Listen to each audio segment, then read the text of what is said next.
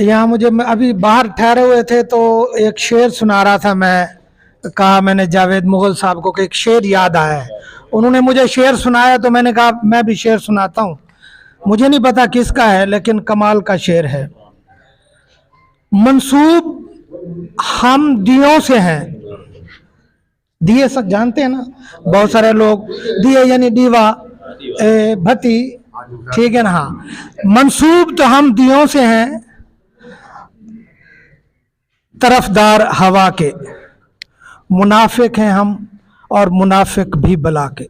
बहुत देर की मेहरबान। यहाँ आते आते सब दोस्तों को बहुत बहुत मुबारक।